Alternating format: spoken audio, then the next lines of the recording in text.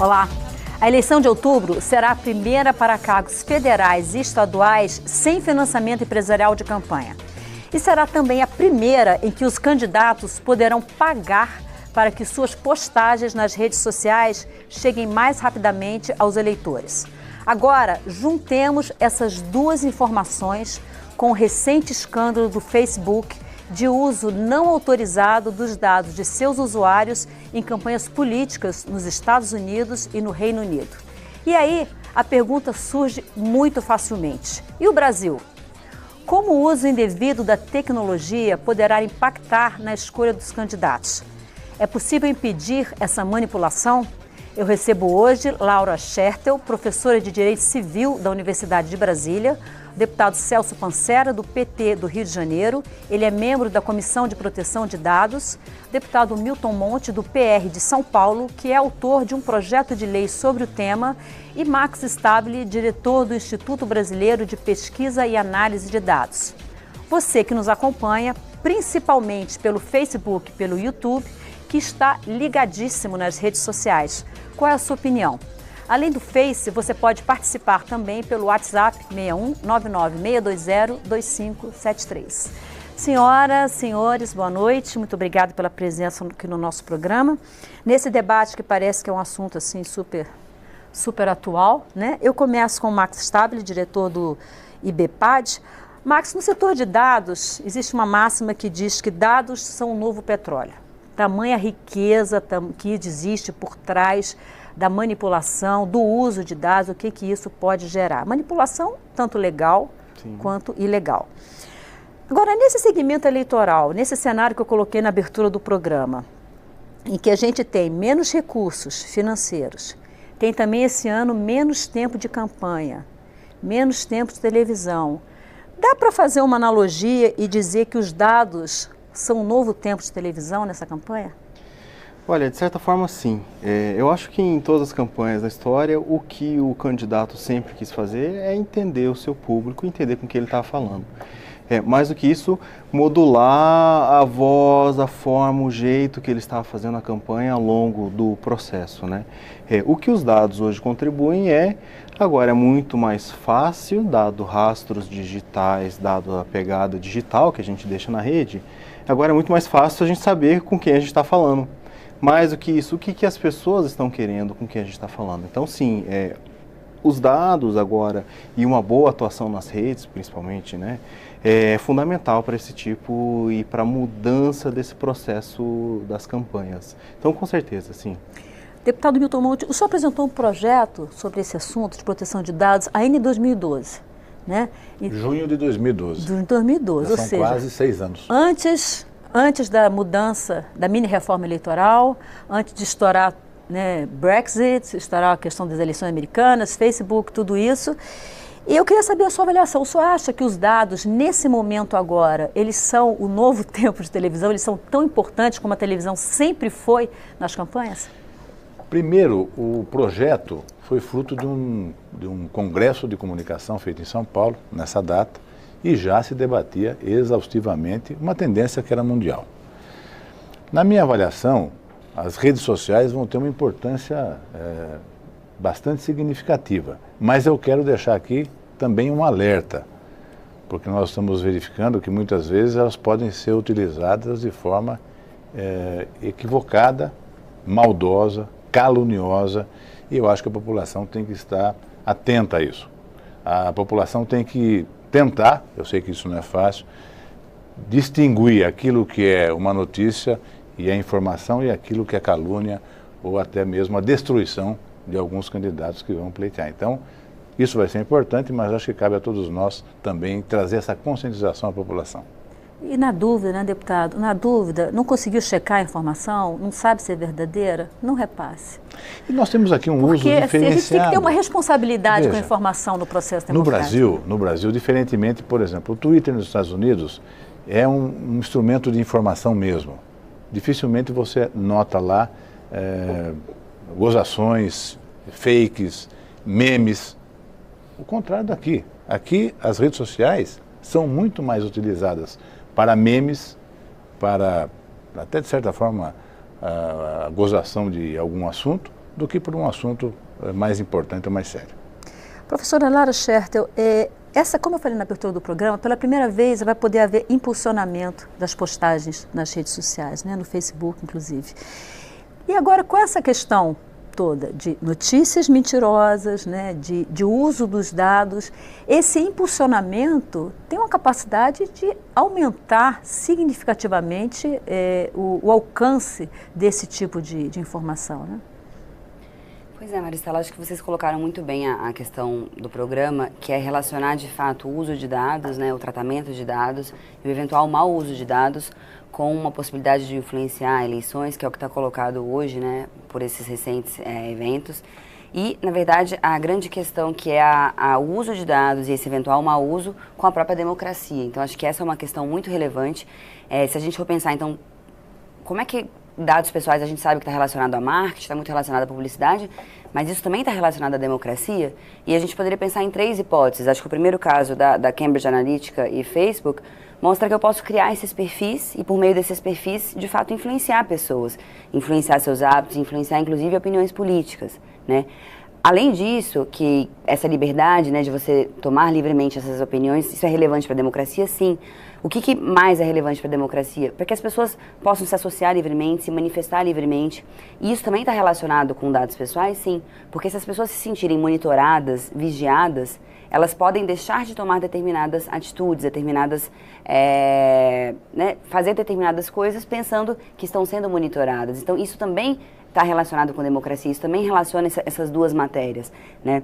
Então, me parece que esses 2 âmbitos mostram como hoje um regulamento de dados pessoais, uma lei geral de dados pessoais, ela é muito relevante. Se a gente fala que dado pessoal é a moeda da sociedade da informação, mas também, como você colocou hoje, também é um elemento relevante para as eleições, ela perpassa todos os setores, ela vai perpassar, então, o setor público, o setor privado, e vai tratar de uma questão tão fundamental como as eleições democráticas. Isso significa que a gente precisa pensar, sim, em uma legislação geral, em uma regulamentação geral, que abarque todas as hipóteses em que dados pessoais podem ser usados e, claro, manipulados.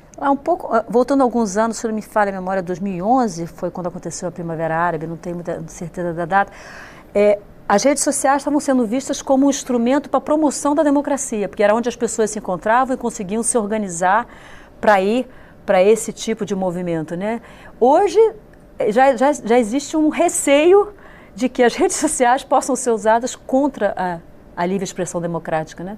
Daí a importância de proteção de dados, não é isso? Com certeza. Deputado Celso Pancera, nessa eleição agora, que é uma eleição que até a última contagem que eu fiz já tinha 26 pré-candidatos, né?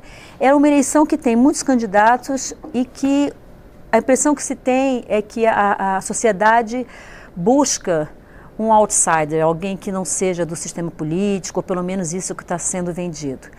E com exceção, talvez hoje, do ministro Joaquim Barbosa, que é um outsider, não é uma pessoa do sistema político, mas que tem um partido já com tradição e tal, estruturado por trás dele, que é o PSB, os outros outsiders que surgem, eles não têm esses partidos, né? Então, eles vão buscar, com certeza, não vão ter tempo de televisão. Então, me parece que, nesse caso, as redes sociais vão ser ainda mais importantes. E, consequentemente, o mau uso dessas redes sociais pode ser ainda mais crítico. O senhor concorda com isso? Primeiro, em relação ao volume de candidatos, né? Isso tende a funilar. As estruturas acabam afunilando. Isso não permanece esse volume grande de candidatos, número grande de candidatos, né? Porque as estruturas partidárias, as relações, as capilaridades regionais, tudo isso vai determinando quem é candidato ou não, né? Isso é a primeira coisa. A segunda coisa que eu acho que o que pesa aqui no Brasil agora é uma excessiva polarização da sociedade. Há uma polarização excessiva. Eu não sei, eu acompanho política desde 75, 76. Sempre gostei muito de política. Eu nunca vi um ambiente tão polarizado, tão contaminado quanto o que nós estamos vivendo. E aí a facilidade de postar, de dizer o que se pensa para além do âmbito da sua família ou do seu grupo social, né, que a internet trouxe, torna a repercussão dessa polarização muito mais dramática, vamos dizer assim. Então a gente tem observado nas últimas 2, 3 eleições que o uso de informações mentirosas, né, falsas, tem sido muito intensa. E a gente tem que fazer uma leitura, eu acho que o deputado Milton Monte falou, criteriosa daquilo que apostaram. Só que as pessoas não estão muito interessadas nisso, né? Se aquela informação lhes interessa para o polo do qual a pessoa está polarizada, ela entra. E, ao mesmo tempo, em cada grupo social, em cada polarização, se cria a própria nuvem, né? Então, se tem ali as bolhas, né? O Rio de Janeiro, para mim, a eleição para a capital do Rio de Janeiro foi muito clara. Tinha uma bolha ali, muito clara, com os candidatos de esquerda. O Freixo, a Jandira e o Molon, né? E eu olhava as mídias deles e a gente identificava os interlocutores muito parecidos uns com os outros. Quando chegou na reta final, convergiu para um candidato só.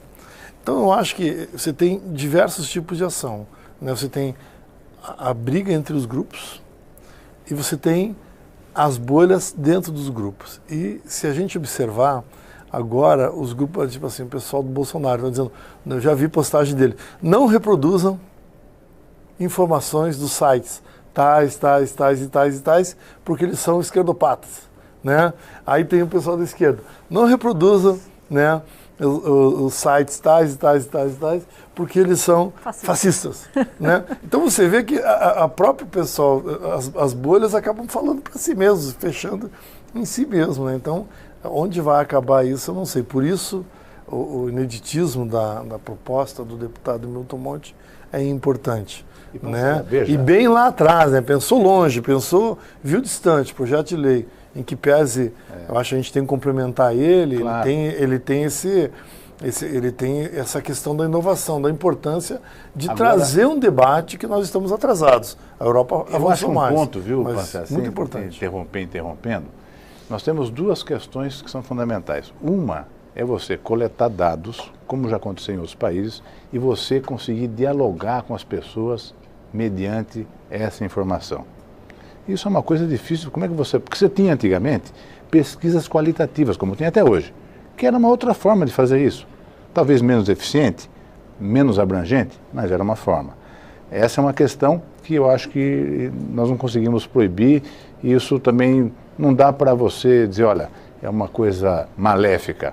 O que é preciso pontuar é que, nesse caso, a justiça, não tem outro mecanismo, deve excluir aquilo que é calúnia, que é mentiroso, que não condiz com a verdade, para auxiliar as pessoas que não têm a capacidade de fazer esse discernimento.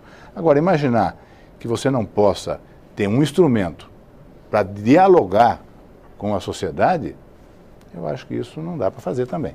Eu só queria retomar assim, eu não tenho dúvida que a internet e tudo que ela representa é a ampliação da democracia. Isso aí a gente tem que, eu acho que esse consenso a gente tem que ter. Outra coisa é como é que a gente vai organizar a legislação e com o tempo essa coisa passar a funcionar com um nível de regularidade, mas ela com certeza ela torna o nível de informação mais horizontal, mais capilarizado e ela é uma divulgadora de conhecimento e de informação. Isso aí, e da democracia. É saber usar, não tem jeito. Max Stabile, nas últimas eleições francesas, o então candidato que se tornou presidente, Emmanuel Macron, ele usou muito a campanha digital. Agora, o pessoal dele reservou uma parte dos recursos para fazer a campanha, a parte ativa, e reservou uma parte dos recursos também para monitorar o que estava sendo feito, as notícias erradas, as fake news, o que estava acontecendo contra o Macron, e também, a partir daí, provocar e fazer alguma correção. Você consegue perceber que no Brasil já tem alguma coisa desse tipo, ou você acha ou parece que os candidatos e os partidos estão achando que a justiça vai cuidar disso, a justiça eleitoral? Não, sim, os partidos já estão preocupados e atentos a isso e criando justamente os sistemas de monitoramento deles para fazer justamente vacinas, né, contra eventuais fake news contrárias. Então, boa parte dos principais partidos já estão atentos a isso, as principais campanhas já estão, ou candidatos já estão ligados nisso, né, já estão imaginando como é que vão fazer esse processo todo. Então, sim, no Brasil, desde 2010, tranquilamente, a gente já está num nível maduro nesse sentido, com monitoramento dos processos que estão acontecendo na rede, né? Mas para corrigir informações erradas ou para contra-atacar também, eventualmente, com fake news? Bom, aí a sutileza, acho que provavelmente para os dois lados, né? Mas eu acho que um primeiro momento para saber o que a gente vai falar, e um segundo momento para saber o que estão falando mal de mim, para a gente poder dizer, olha, estão falando mal, isso não existe, ou para saber de onde está vindo esse ataque. Isso com certeza o Brasil não está atrás da França nesse sentido, com toda certeza. Se eu puder fazer só uma contribuição, claro. Eu acho que quando a gente está discutindo justamente sobre esse processo de democracia, acho que quando a gente está discutindo redes sociais, a gente está olhando para o dedo e não bem para onde o dedo está apontando quando a gente pensa nesse processo de democracia. Por algumas razões, eu acho, mas para ir bem direto o ponto, o que as redes trouxeram, ou na Primavera Árabe, é uma discussão do ponto de mediação.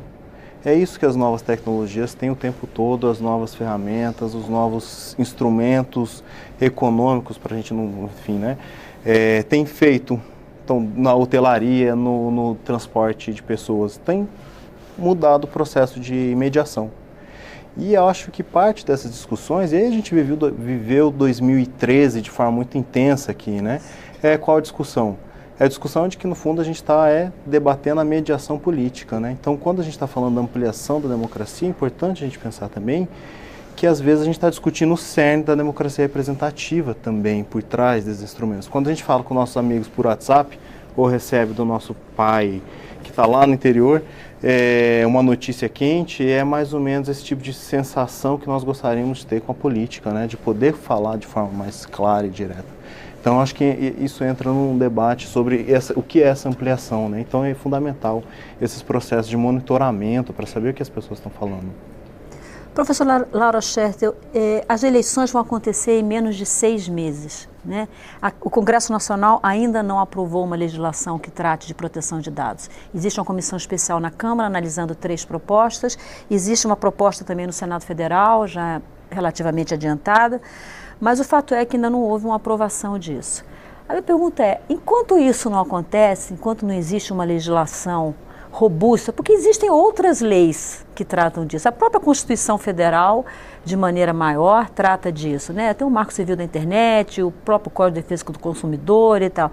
Mas enquanto não existe uma lei maior em relação a isso, o que pode ser feito do ponto de vista jurídico para combater esse tipo de coisa? Então, acho que é uma ótima pergunta. De fato, eu costumo dizer que a gente tem no Brasil, claro, a gente tem uma proteção de dados pessoais, a gente tem um sistema de proteção, mas eu costumo dizer que ele se parece muitas vezes com uma colcha de retalhos, né? A gente tem o Código de Defesa do Consumidor, sim, a gente tem... Vamos pensar aqui, Marco Civil da Internet, talvez como a norma mais recente, que tratou de uma forma talvez mais moderna. Mas só de dados da internet? Da internet, exatamente. Nós temos, sob o ponto de vista mais econômico e financeiro, o cadastro positivo, então a lei do cadastro positivo, que traz também algumas ferramentas e conceitos das legislações, né, e digamos, da diretiva europeia e agora do regulamento europeu. Então nós temos sim algumas dessas leis e que podem ser interpretadas em conjunto. E é claro que a proteção mais importante é a advinda da Constituição Federal, que trata claramente da inviolabilidade, né, do sigilo e da privacidade. O que me parece mais grave, eu concordo com a sua observação, temos sim essa colcha de retalhos, temos sim essas normas, sim, mas o que falta nesse caso pra gente? Eu diria que faltam 2 coisas. A gente falta uma harmonização dessas normas, e é por isso que uma legislação geral, uma lei geral é tão relevante. Eu preciso de princípios gerais, eu preciso de direitos, eu preciso de uma regra geral que diga eu só posso tratar dados e o fluxo de dados ele é permitido em tais e tais situações. Então, essa harmonização digamos, é falha, né, no nosso sistema. E talvez o mais relevante, eu acho que essa talvez seja a maior lacuna no caso brasileiro, é a ausência de uma autoridade que possa aplicar essa legislação, tá? Então, se a gente for pensar, da mesma forma que o nosso sistema legislativo, as nossas leis são fragmentadas, também assim o é essas autoridades. Então, o Código de Defesa do Consumidor, o próprio cadastro positivo, quem vai aplicar vão ser os órgãos de defesa do consumidor. O Marco Civil, você também tem uma fragmentação de quem... quando estiver relacionado a questões de telecomunicações, a Anatel pode aplicar. Quando estiver relacionadas a questões de consumidor, os órgãos de defesa do consumidor. Então, também a aplicação da lei, o enforcement, é muito determinante. Quem vai aplicar essa legislação? Então, me parece que isso é, de fato, uma lacuna grande, uma preocupação grande num momento relevante como esse. E por que a lei geral é tão relevante? O dado pessoal, a natureza do dado pessoal é de que ele, como a gente viu nesse caso, e em tantos outros, se a gente citar hoje todas as grandes empresas que tratam dados pessoais e que possuem enormes bases de dados, o dado pessoal ele pode fluir em questões de segundos de um setor para o outro, né? Como a gente viu nesse caso da Cambridge Analytica. Então eu posso juntar dados financeiros com dados de redes sociais, com dados eventualmente de buscadores, com dados de pesquisas que eu fiz na internet, e por meio de ferramentas como data mining, eu posso criar perfis, e com esses perfis eu posso influenciar pessoas, né? Eu posso tomar decisões também sobre a vida dessas pessoas. Então, a natureza do dado, como ele flui muito facilmente, eu preciso desse caráter geral. Eu preciso dessa legislação que abranja do offline ao online. Eu preciso dessa legislação que trate da pequena empresa à grande empresa e que trate também do setor privado ao setor público. Então, de fato, a pergunta, acho que é muito bem colocada, é uma lacuna relevante, apesar de termos, sim, uma legislação e algumas, na verdade, algumas leis que tratam do tema. Deputado Milton Monte, como a gente falou anteriormente, o senhor é autor de uma das proposições que estão em análise na Câmara. Eu queria que você falasse um pouco sobre como é que estão essas discussões. Agora, a sua proposição, ela fala sobre a autorregulamentação do setor, no lugar de um órgão centralizado que regulasse isso. Diante do que aconteceu agora, no escândalo do Facebook, você acha que a autorregulamentação continua sendo recomendável? Sim. Eu acho que essa lei, ela precisa ter alguns princípios fundamentais. É claro que o projeto está aqui para ser aprimorado e debatido. Tratar das questões que são constitucionais, a individualidade, a preservação de direitos pessoais, privacidade, isso aí não tem nem o que dizer. É preceito constitucional. A proposta também tem que ter em mente que nós estamos lidando com alta tecnologia. E não adianta a gente começar a querer cercar a galinha, que a gente não vai conseguir.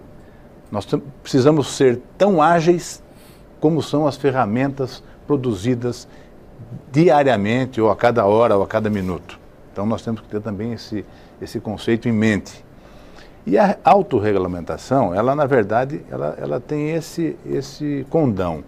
Porque se você faz uma autorregulamentação e você tem as empresas que são partícipes desse sistema, como acontece inclusive no CONAR, com a publicidade, o CONAR não tem força de lei, mas se ele disser para um canal de televisão, essa propaganda tem que sair do ar, ela sai do ar, imediatamente.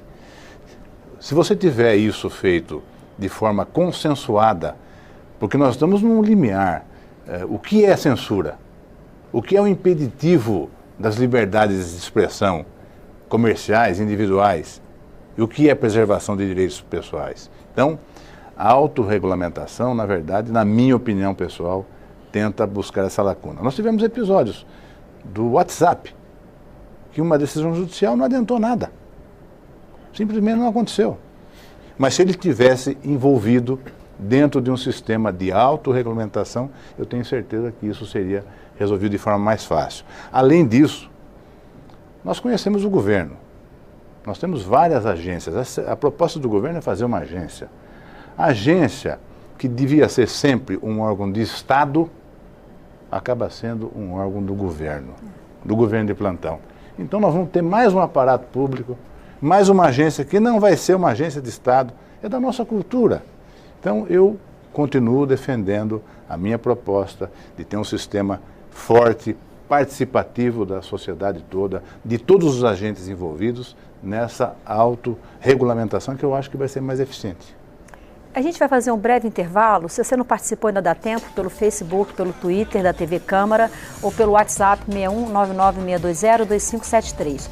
Na volta, a gente vai continuar falando sobre essa questão da autorregulamentação, ou se deve haver um órgão. Eu vou querer ouvir as outras pessoas em relação a isso. E vamos falar também como o uso desses dados pode levar ao direcionamento daquilo que nós vamos ouvir nas campanhas eleitorais. A gente volta já já, não sai daí.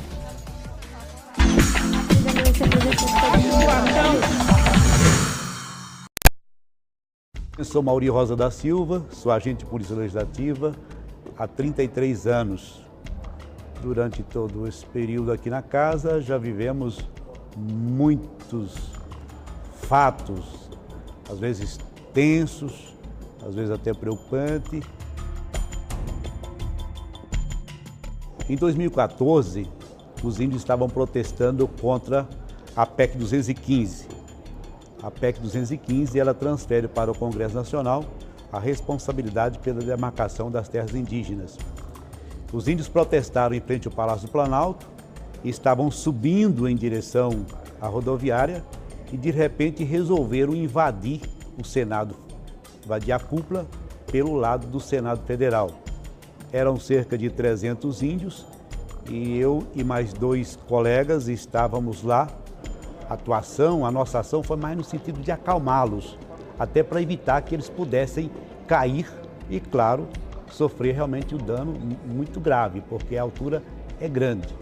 E, na sequência, nós negociamos com eles e eles depois desceram a rampa e subiram e foram protestar lá em frente ao estádio Mané Garrincha, porque também tinha a ver com a Copa do Mundo e eles também estavam protestando contra a Copa do Mundo.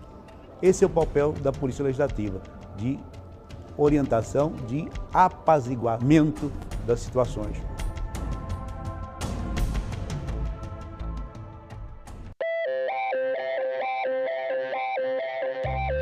Estou aqui na TV Câmara, que está completando 20 anos.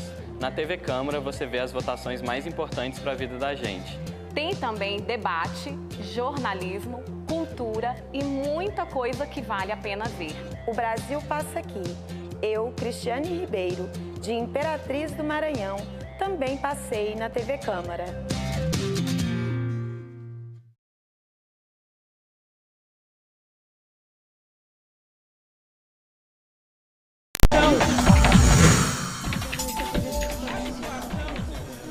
A Expressão Nacional está de volta. Hoje estamos falando sobre redes sociais e as eleições de outubro. Deputado Celso Pancera, no final do outro bloco, o deputado Milton Montes falava sobre o projeto dele e sobre a proposta de autorregulamentação do setor.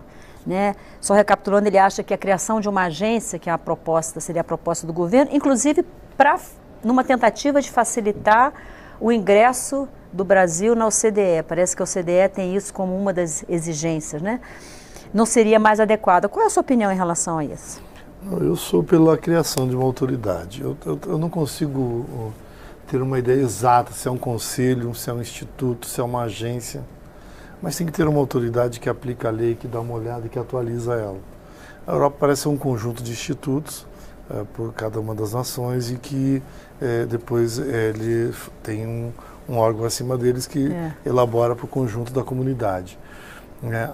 A gente tem lido algumas coisas em relação ao que está sendo proposto e existem algumas críticas, né, que os conceitos usados, principalmente na questão da abrangência do que é dado pessoal, pode ser restritivo do ponto de vista do impulsionamento da economia digital, né? Então tem uma crítica muito dura em relação a isso, a gente tem ouvido falar. Aí tem o debate, quem é que está fazendo essa crítica? São as grandes empresas ou é a sociedade civil?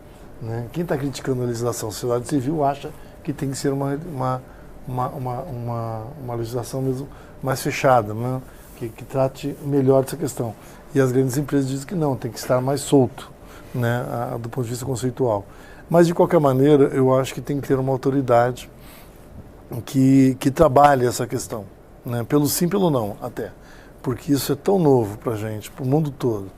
E isso tem dado tanto problema e tende a dar problema, que eu acho que alguém vai ter que sentar para aplicar esse conjunto de leis. Aí vai ter o Código Civil, a defesa, o marco da internet, a questão da defesa dos direitos do consumidor. Alguém tem que olhar e ver o que é a legislação, o que é dado pessoal, o que é público, o que é mentira, o que é verdade, como é que aplica, qual a penalidade, porque senão vai acabar ficando o que acontece hoje.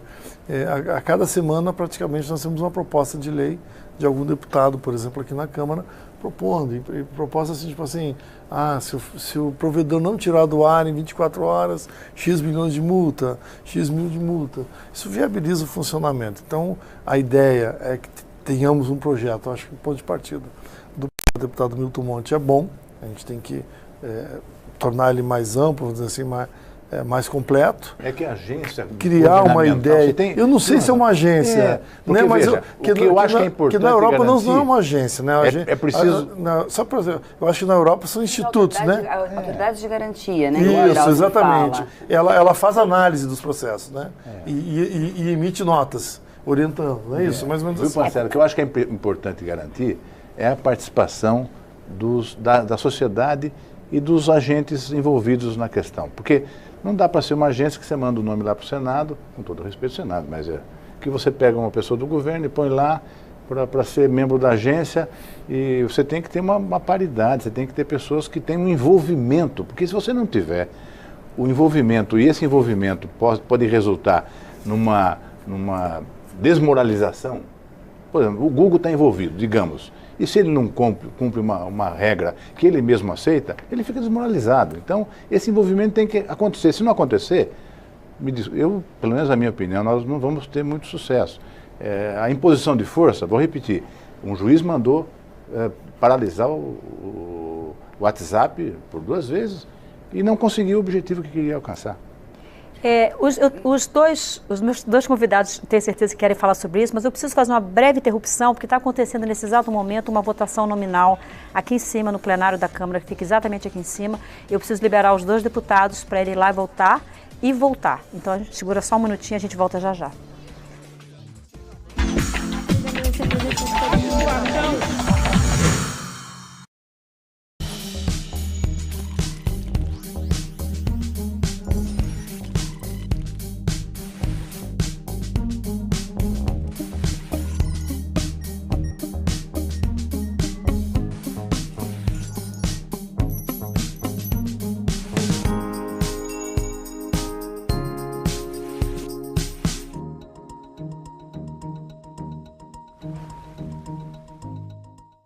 Você quer acompanhar de perto os gastos do seu deputado pela internet, onde você estiver? Basta acessar o portal da Câmara e fazer uma pesquisa ampla e detalhada sobre as despesas dele. Veja como é fácil. Na página principal do portal, vá até a aba Transparência e clique em Cota Parlamentar.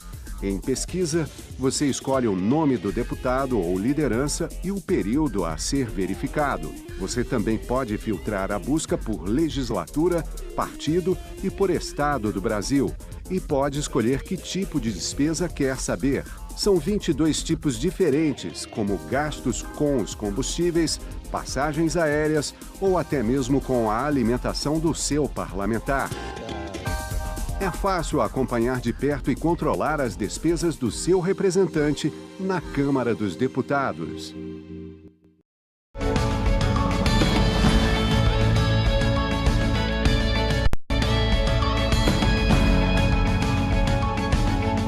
Voar sempre foi seu sonho? Venha para a Escola Preparatória de Cadetes do Ar. Inscrições abertas de 18 de abril a 8 de maio. Força Aérea Brasileira. Asas que protegem o país. Ministério da Defesa, Governo Federal.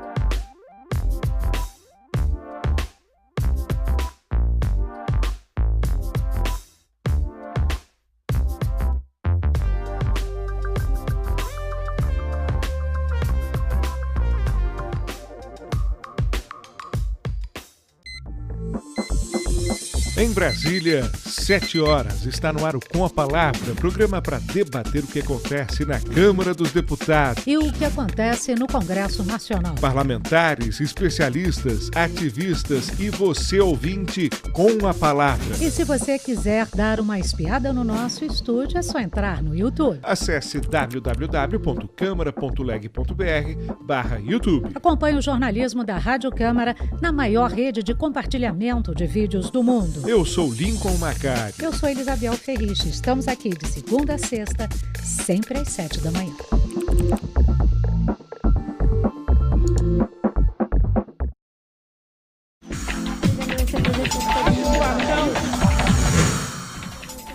Bom, os deputados já votaram, já voltaram, então a gente pode continuar o nosso debate. Professora Laura Chester, em relação a essa questão da autorregulamentação, qual a sua opinião? Então, é claro que a autorregulamentação é importante, né? O que a gente tem visto muito hoje, um conceito que tem se falado muito é da autorregulação regulada. Na verdade, a autorregulação ela é importante ouvir o setor. Tem questões, tem detalhes, quando a gente fala de vários setores e do tratamento de dados, que certamente o Estado não conseguiria intervir. Então, a autorregulamentação certamente ela é um caminho, mas somente ela dificilmente conseguiria tratar de vários temas, como, por exemplo, vazamento de dados, segurança da informação. E esse próprio sistema ex ante, esse sistema prévio que essas leis gerais de proteção de dados, como o GDPR, que é o regulamento europeu que vai entrar agora em vigor, o que ele busca fazer? Porque nesses casos que a gente está discutindo aqui, quando depois que o fluxo de dados já passa lá daquele, né, do setor de saúde, passando pelo setor de tecnologia, e chegou nas mãos de quem não deveria ter chegado, quais seriam as ferramentas se a gente não tivesse esse sistema ex ante? Eu poderia dizer, não, então agora eu poderia tentar entrar com reparação de danos? Será? Depois que a gente está falando de uma possibilidade de influenciar, de prejudicar a democracia, da possibilidade de influenciar eleições, será que aquelas ferramentas tradicionais que a gente tem, como a reparação de danos, faria algum sentido, né? Então, por isso que esse modelo ex ante, esse modelo prévio de regular o fluxo de dados, ele é importante. É importante que tenha uma autoridade, sim, que possa harmonizar. E mais, como as normas são gerais, você tem muitos princípios nessas leis. Eu preciso de uma autoridade que possa especificar, tá? Como é que aquela regra vai funcionar naquele caso, tá? E isso eu acho que o grande desafio é, de fato, buscar um sistema de corregulação, um sistema em que a autorregulação também tem um papel importante, mas que ela seja aliada, que ela seja complementar a um sistema em que temos, sim, uma autoridade que possa harmonizar e que possa resolver esses conflitos. E aí, uma questão muito simples, se a gente for pensar na autorregulação, ela já podia ter aparecido, né? A gente podia pensar, bom, por que não há hoje, nos diversos setores, já iniciativas de autorregulação nesse tema específico de dados pessoais. Então, isso é o que sempre a gente conversa, né, quando discutindo, analisando, seria possível se pensar, bom, então, se a autorregulação pudesse surgir, ela poderia já ter surgido. Então, acho que é uma questão que me parece que ela vai ser, sim, eficaz se ela for complementar a um sistema de uma autoridade, a um sistema de uma regulamentação, de fato. Bom, o Romeu Félix, que participa pelo YouTube, ele diz o seguinte: a internet terá papel ativo nas eleições de 2018 e o candidato que souber explorá-la, terá um grande aliado na campanha eleitoral. Max Stabile, eu queria ouvi-lo também sobre a questão da autorregulamentação, mas eu queria também que se entrasse no outro ponto, que é o seguinte: nas eleições americanas, toda essa identificação de dados, né, e esse agrupamento dos dados para poder facilitar a conversa via as redes sociais do candidato Donald Trump, do então candidato, com o cidadão americano, essa segmentação de dados foi usada também para a rua, para a definição de onde seriam os comícios e não simplesmente nas redes sociais. Então isso extrapola. O que é buscado nas redes sociais extrapola o uso nas redes sociais. Eu queria que você falasse, além da questão da autorregulamentação, sobre isso também.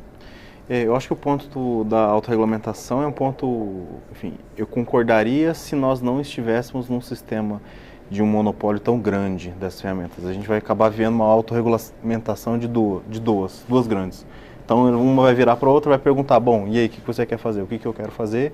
E pronto, está autorregulamentado. Então a gente vive um momento de um monopólio e a gente não está tratando Facebook, Twitter e outros, são canais de mídia, não são ferramentas de tecnologia, são mídia e tem que ter uma regulamentação específica e forte sobre eles.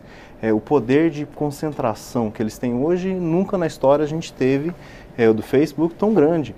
E às vezes um poder tão grande nesse sentido que está na sala de um engenheiro na Califórnia decidindo o que a gente vai visualizar amanhã sobre nossa democracia. Bom, sobre as campanhas em mídias sociais, acho que tem muita lenda e mitos que contam sobre a capacidade e o poder. Eu concordo sim que vai ser fundamental. Mas fundamental, de novo, sabendo o que as pessoas querem saber. Eu sempre faço uma analogia. Todo mundo tem a data de nascimento aí de um monte de gente. E a gente tem, vou dar um exemplo, horóscopo. Bom, a gente vai dizer para um ariano e para um pisciano e para um capricorniano coisas diferentes? Até então ninguém nunca pensou nisso e até então tem dúvida se esse negócio funciona. Não tem nenhuma pesquisa de fato científica que comprove que de fato as segmentações específicas que supostamente utilizadas por Donald Trump tenha de fato convertido opiniões, tá? Então assim, não tem nenhuma prova científica de que, olha, se você falar para um ariano diferente de um capricorniano, para dizer aqui numa linguagem mais simples, vai ser diferente, isso vai ser efetivo. Também não existe esse ponto. Então, o que existe bom, agora a gente sabe que a gente pode falar de forma diferente. Então, é isso que tem feito, mas tem feito muito mais propaganda desses estímulos do que de fato se comprovando que, olha, de fato isso foi o determinante. Acho que também tem outras coisas em jogo. E aí, nesse caso, entra o quê? Só existe rede social, as redes sociais funcionam se a gente tem redes reais, né? Então, se nós estamos no mundo real, então aí nesse caso eles utilizaram no jogo de ida e vinda para amplificar esse sistema. Aí, sim, faz muito sentido. Deputado Milton Monte, pensando ainda na adaptação desse discurso, dessa narrativa, em função do que é apurado nas redes sociais, e o exemplo que eu dei de Donald Trump, que foi levado também para os comícios, a impressão que se tem é que numa situação limite, o candidato ou o partido, ele vai saber qual é o discurso que ele vai fazer para cada microsegmento a quem ele vai se dirigir. Numa situação limite, parece que isso vai ser possível. A minha pergunta num cenário que a gente já tem 35 partidos políticos, né? Semana passada era esse o número, não sei se lá para cá já aumentou. 35 partidos políticos. Fizemos uma reforma agora para começar a diminuir a partir desse ano. Aqui na casa tem uns 24 aproximadamente atualmente, 26. Cláusulas de barreira. Mas existem hoje 35 partidos políticos autorizados a participar dessa eleição. Uns 30 querendo 73 querendo ser criados. Foi o levantamento da semana passada. Eu não sei se hoje já mudou.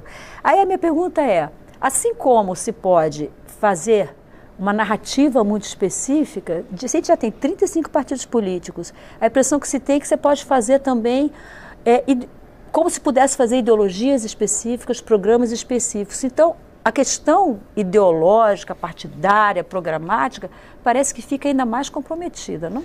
O que eu quero concordar em parte com o Marques, eu disse isso no início. Na verdade, nós temos uma nova ferramenta, até ontem, eram as pesquisas qualitativas que eram feitas para identificar as tendências. O que eu vou falar para o eleitor no meu programa de televisão? O que vai conquistar o eleitor? O que vai tocá-lo? O que vai sensibilizá-lo? Essas ferramentas dão, talvez, de forma mais apurada ou não, essa informação. E dizer também que elas acabam modificando o voto das pessoas, ou a tendência das pessoas, pode ser que as pessoas que acabam ouvindo aquilo que pensam, criem simpatia com o candidato. Mas não que o candidato vá mudar a opinião da pessoa. É o inverso. Então, acho que isso é uma ferramenta a mais que vai ser utilizada. O que nós não podemos é usar isso para distorcer a realidade. É usar isso como um instrumento de destruição de reputações, de candidaturas. Porque quando imaginemos, identifica-se que a grande maioria da população gosta de um copo de água. E aí, um determinado opositor diz, o fulano de tal repudia, não gosta do copo de água. Aí você está utilizando isso de forma incorreta, você está tentando impingir a determinado candidato determinadas condutas ou práticas ou ideologias que sabiamente vão fazer com que ele fique antibatizado por um grande segmento da sociedade. Então, acho, na minha opinião, que essa deve ser a grande preocupação nossa, de impedir a utilização equivocada, até mesmo criminosa, desses dados, mas imaginar que esses dados não serão utilizados ou que não é uma realidade que veio para ficar, você conhecer os gostos, os sentimentos das pessoas e você tentar sintonizar e dialogar com a sociedade através dessa ferramenta, eu acho que é uma coisa que vai acontecer. Deputado Milton Monte, se eu entendi bem o que o senhor falou, o senhor disse que é mais fácil com o uso desses dados, que o candidato se ajuste àquilo que ele identifica que o eleitor quer, de que o eleitor mudar a sua opinião em função do discurso do deputado. Mas esse ajuste também tem um limite, porque o candidato que não tem no seu histórico determinada postura ou determinados conceitos, preceitos e ideologia, ele também não vai poder mudar da água para o vinho, que vai soar falso. E numa eleição majoritária, como a gente vai ter agora, para governo, principalmente para o executivo, né, o presidente da República e governadores, esse candidato que eventualmente fez vários tipos de adaptações e ganhou, ao assumir, ele vai ter que ter uma posição definida, que talvez não seja muito de acordo com todo aquele ajustezinho de discurso que ele fez. E aí você pode ter no passado posicionamentos que podem conflitar com aquilo que eventualmente seja o ideal para ser dito hoje. E mesmo assim ele está dizendo. Então, vai haver muito conflito. Eu vou tentar ser bem cartesiano. É preciso coibir abuso e a utilização criminosa dessas informações. É isso. Posso contribuir rapidamente? Por favor, Max. Acho que concordo com o deputado e acho que essa fonte ou essa busca para coibir esses abusos deve começar dos maiores. Acho que tem sido, de certa forma, feito um esforço para que regulamente população, e eu acho que isso é um esforço de enxugar gelo, de certa forma. Tem que fazer os maiores. O que eu estou dizendo? Bom, a gente viu em várias eleições passadas que a gente mal conseguia ter uma estrutura de checagem de fatos de candidatos em debates. Então, só pegar os majoritários, em seus debates, a gente não conseguia nem ter uma estrutura para fazer checagem de fatos. Se é que aquele candidato estava falando, bom, ele disse que entregou 1000, mas será que na verdade não foram 500 ou não foram 150? Bom, a gente não tinha nem essa estrutura. E agora, achar que a gente vai conseguir fazer uma estrutura para checar a população, isso eu acho que é muito estranho, né? Eu acho que é muito difícil. Deputado Celso Pancer, por favor. Eu acho que acaba pesando as estruturas existentes e as histórias existentes. Não adianta. Eu fui candidato uma vez só. Eu sei o que é você pedir voto e dizer a sua história e não soar falso. 8 vezes. Eu só fui. Agora, eu já coordenei muitas campanhas, algumas pequenas, outras grandes, perdi, ganhei. E a gente percebe, quando você inventa uma história muito descolada da realidade do eleitor, e o eleitor ele é inteligente, ele tem percepção de com quem ele está ouvindo. Aí eu concordo com o Milton. É muito mais fácil o candidato se adaptar do que o eleitor se adaptar ao candidato. Mas agora também, se ele se adaptar demais, ele soa tão falso que ele não vai para frente. E pode olhar o resultado das eleições. Eu sempre falo assim, tem o Bolsonaro, vamos pegar o exemplo do Bolsonaro. O Bolsonaro tem 17% que praticamente foi o que o Enéas teve, que o Garotinho teve. Existem faixas da população que tem um conceito e essa coisa ela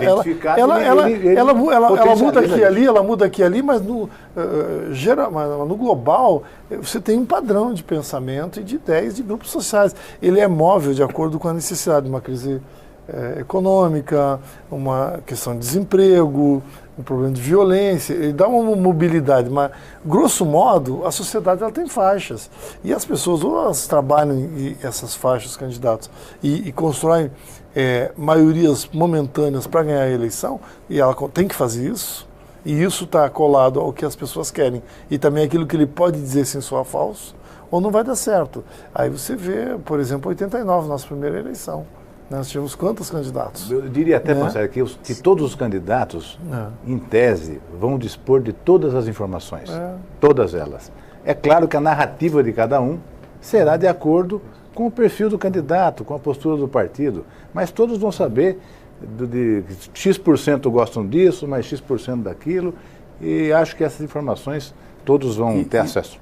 E globalmente as plataformas ajudam. Eu sou contra esse negócio de dizer que piora. Eu acho que ajuda.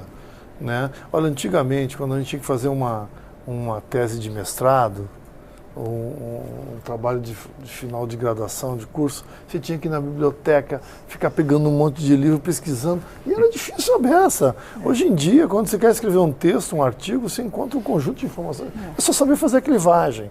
Né? Então, isso é bom para a humanidade, isso não é ruim. Outra coisa é o que a gente tem que fazer nesse momento paradigmático. Vem mais. Daqui a alguns anos, a televisão, como a gente conhece, vai deixar de existir.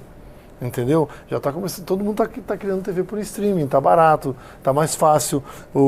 Você está não é a plateia que está se adaptando aos horários da televisão, é a televisão que está se adaptando aos horários da plateia. Então, isso vai ser outro paradigma que nós vamos ter que analisar daqui a alguns anos, como é que nós vamos trabalhar com essa profusão de TV por streaming que não precisa de concessão pública e vão trabalhar por aí. Então, essa coisa não acaba, não é tão fácil assim.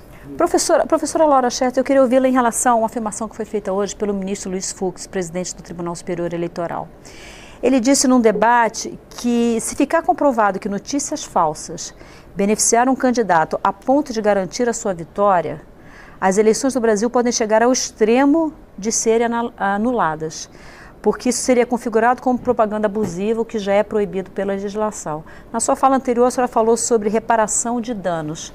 A gente pensar na democracia, como é que se reparam esses danos? E aí tem não só as fake news, né, que são as notícias realmente falsas, como aquilo que já tem sendo chamado de junk news, as notícias lixo, né, que são aquelas notícias sensacionalistas que exploram um determinado ponto, que apesar de verdadeira, aquilo é super explorado e distorce completamente tudo que foi falado.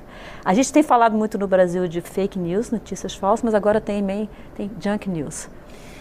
Sem dúvida nenhuma, acho que isso impõe diversos desafios, né, claro, para o direito, para o Estado. Hoje não se fala só de fake news, mas de deep news, então significa hipóteses em que vídeos e declarações de pessoas podem ser falsificadas. Então, o que distorce ainda mais a noção do que é real e o que não é. Se a gente vira alguém, um candidato, outra pessoa, de fato falando aquilo, né, por uma montagem de computador, vai ficar ainda mais difícil provar que aquela pessoa não disse aquilo, que aquele candidato não disse aquilo. Então, eu acho que a gente já tem desafios hoje e o futuro nos reserva desafios ainda maiores. Eu queria voltar a uma questão que o deputado Celso Pancera colocou no começo, em relação aos filtros, né? Quando a gente fala de quais são os efeitos, de fato, desse micro-targeting, dessa personalização excessiva. É claro, a questão de fato influenciar votos, e aqui eu também concordo com os deputados, concordo com o Max, isso a gente ainda está na mera suposição, né? Mas a gente tem outros efeitos também relacionados a essa personalização, que se de fato, que é exatamente a história das bolhas. Se para aquele determinado público, para aquelas determinadas pessoas, para aqueles perfis, somente determinados tipos de notícias são veiculadas, eu acho que duas questões, né, são colocadas aí em debate. Uma é a própria, se a democracia, se ela depende desse debate plural, se ela depende dessa esfera pública plural, em que medida isso também essas bolhas e uma eventual ampliação da polarização, né, também nos termos que a gente está discutindo aqui, em que medida isso também não poderia ser prejudicial. Isso acho que sob o ponto de vista macro, sob o ponto de vista coletivo. E sob o ponto de vista do eleitor, acho que é muito relevante aqui também a gente discutir quais são as ferramentas que ele tem para saber, e aqui pensando em duas grandes ferramentas, dois grandes tipos de soluções. Falando de transparência, né? Como saber se aquelas determinados tipos de propaganda, elas são financiadas por quem? Né? Isso está sendo discutido hoje. Então, saber de fato que aquilo é Como ele se protege. Exatamente, como ele se protege, ele precisa saber daquilo, né? Além disso, falando de bots também, né? É preciso saber, em alguma medida, quando se trata de um perfil de verdade, quando se trata, né, de um mero robô, qual a finalidade daquela coleta de dados? Ela foi, de fato, para uma relação contratual, por uma questão econômica, ou a finalidade daquela coleta ela já foi pensada, e esse caso que a gente está discutindo, acho que é muito claro, a finalidade da coleta de dados, ela foi em alguma medida falsificada, se disse que era para uma pesquisa, e na verdade era por uma outra razão. Então, a transparência da finalidade da coleta ela é muito relevante. Então, isso acho que é um grande núcleo quando a gente pensa em soluções. E um outro grande núcleo é pensar na própria soberania digital, que é um termo que hoje também tem se usado muito, né? O leitor também ele tem que ter essa capacidade de poder controlar, e se ele não quiser receber, isso é talvez ainda um pouco mais, né, talvez ainda um pouco mais também em teoria, mas por que não, digamos, não é uma proposta concreta, né, das empresas nem nada, mas por que não, e se ele de fato quiser, olha, eu não quero receber eu não quero que você, algoritmo, me diga exatamente qual que é o meu gosto, mas será que ele não pode ter algum tipo de voz nisso? Olha, eu quero receber de todos os tipos, eu quero... Né? Então, aí uma questão de soberania, de controle, acho que, né, as questões não são simples, mas eu acho que está discutindo isso também, essa questão que você falou agora, da soberania, a soberania digital, vamos dizer assim. Exatamente, porque toda essa discussão, ela surge como uma discussão de controle de dados, passa por uma questão, né, que passa pela tutela excessiva. Eu quero receber todos os banners que eu vou buscar um tênis, quero comprar um tênis, vou procurar uma camisa, uma calça, e eu quero receber no meu computador várias ofertas. E aí? Senhores, infelizmente eu preciso terminar o programa. Esse ano já é a segunda vez que a gente fala sobre esse tema de fake news, de eleições. Eu tenho certeza que daqui para outubro a gente vai voltar a falar sobre esse assunto, mas infelizmente agora meu tempo está esgotado. Eu quero agradecer a professora Laura Schertel, professora de Direito Civil na Universidade de Brasília. Muito obrigada por sua presença. Deputado Milton Monte, PR de São Paulo. Muito obrigada, deputado. Sucesso para o seu projeto lá, que vocês consigam chegar a bom termo. Vamos querer fazer o melhor projeto. Não exatamente o meu, mas o melhor para o país. Deputado Celso Pancera, PT do Rio de Janeiro, muitíssimo obrigada também. Estamos organizando um seminário internacional agora para debater essa questão aqui em maio vai acontecer aqui na Câmara. É um conjunto de comissões, não é isso? Que está organizado. A gente estava conversando sobre isso agora há pouco. Então você de casa fica ligado, porque com certeza esse debate vai ser transmitido pela TV Câmara, então é importante para você acompanhar. Max Stabile, diretor do Instituto Brasileiro de Pesquisa e Análise de Dados, IBPAD, muitíssimo obrigado também por sua presença. Obrigado. Você de casa que nos acompanhou, nos prestigiou com a sua audiência, com a sua participação, muito obrigada. O Expressão Nacional volta na próxima terça, às 9 da noite. Eu sou Maristela Santana e a gente se vê até lá.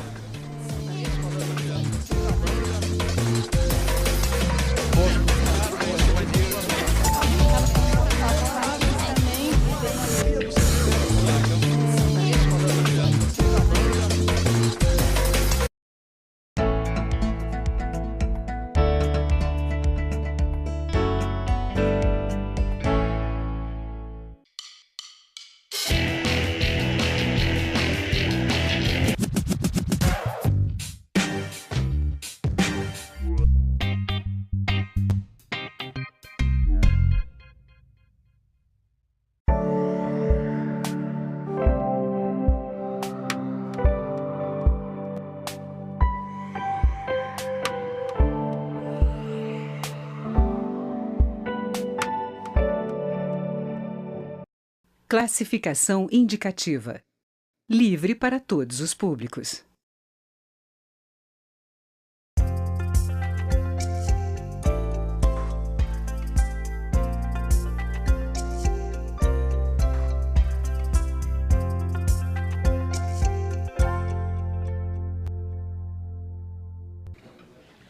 Satisfação e alegria e prazer, mais uma vez, de tê-los aqui conosco. Senhoras e senhores, senhor presidente da Comissão